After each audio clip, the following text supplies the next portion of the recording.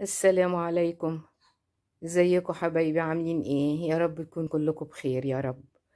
فيديو النهارده ان شاء الله هعمل لكم عرق الفيليه، محشي بخضار وجبنه، ومعاه طبق رز برضو بالخضار، وان شاء الله تبقى وجبه مغذيه جدا لاولادكم.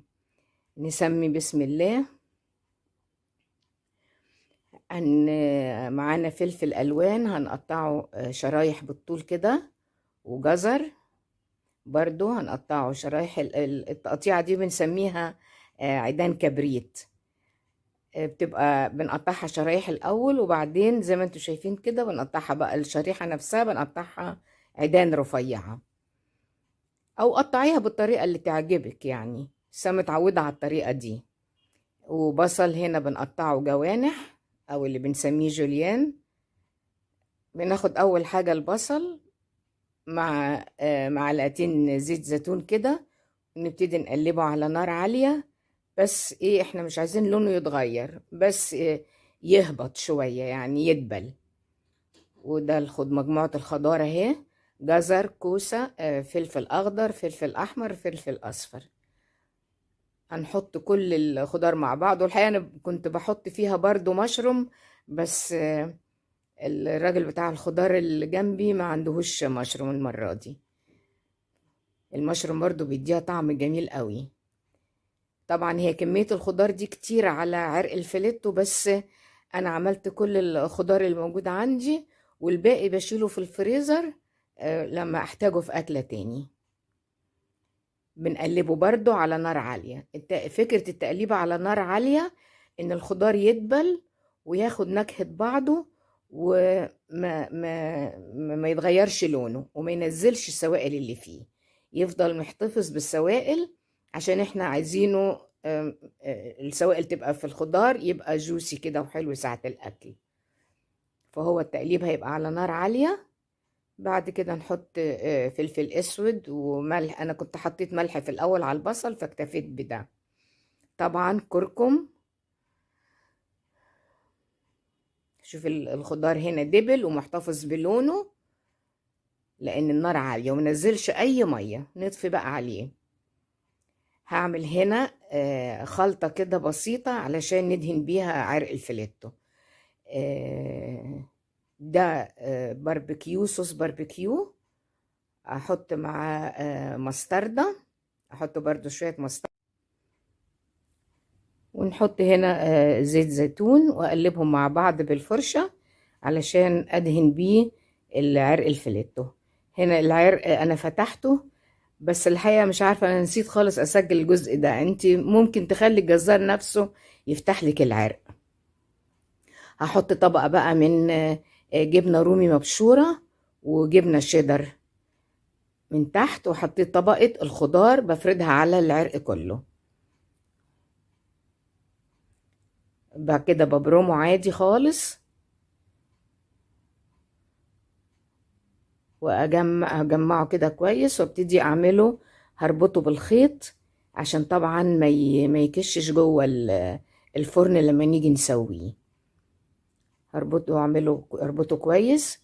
ابتدي اعمل حلقات ربط كده.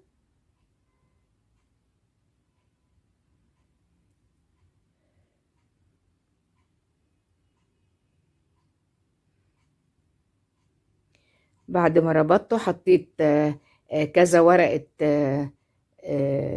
زبدة، ومن تحت خالص فويل، وادهنه بقى بالخلطة اللي انا عملتها. الفه بقى كويس، واحطه في صينية، وادخله الفرن بدون اي حاجة. هو العرق هينزل السوائل اللي فيه، وهيرجع يشربها. اخد في الفرن تقريبا كده ساعة الا ربع، لان طبعا انتوا عارفين الفيليه ناعم جدا فبيستوي بسرعة. يعني هو ساعة الا ربع عشان يستوي ويبقى حلو. ابتدي بقى اعمل الرز. انا هنا حطيت طاسة، دي مكعبات مشمشية، نقعتها في شوية مية الاول، وبعدين قطعتها مكعبات مع بصلاية برضو متقطعة مكعبات. هقلبهم في الاول مع بعض برضو كده يدبلوا. البصلة تدبل. وعندي هنا بقى الخضار، نفس الخضار اللي في العرق الفليتو، بس انا زودت هنا بسلة. وممكن برضو يبقى معاها مكعبات مشروم. شوفي بقى الوجبة دي لو عملتيها لولادك، قد ايه الخضار هيبقى في الرز، وقد ايه الخضار في العرق الفليتو. فوجبة متكاملة مغذية جدا جدا.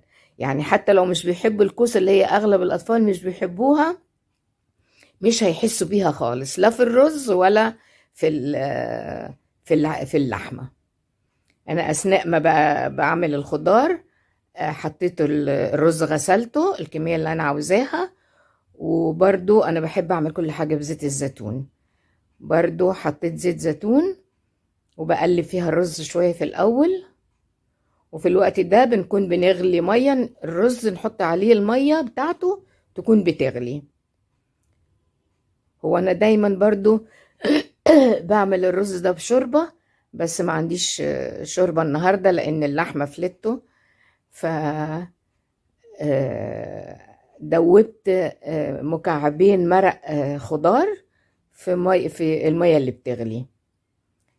ولما الرز كده يبتدي يشرب ميته، يعني قصدي تنشف ميته في الحلة، اروح حاطة المية المغلية اللي عليها مدوبة فيها مكعبين المرق. بعد كده طبعا هزود مية تاني.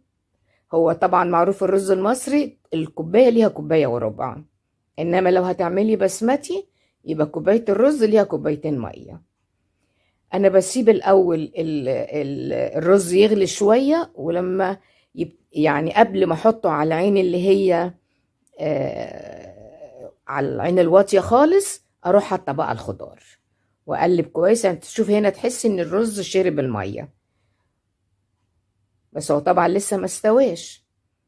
انا كل ده كان الرز على نار عالية. بقلب بقى الخضار فيه كويس، واظبط الملح بتاعه، واظبط المية.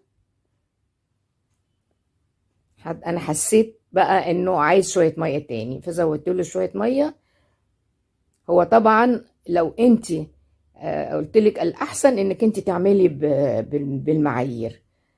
انا هنا بحط الفوطة دي عشان اكبس الحلة كويس، ما اخلي البخار مكبوس فيها جوه، ما اضطرش افتح الا لما يستوي الرز.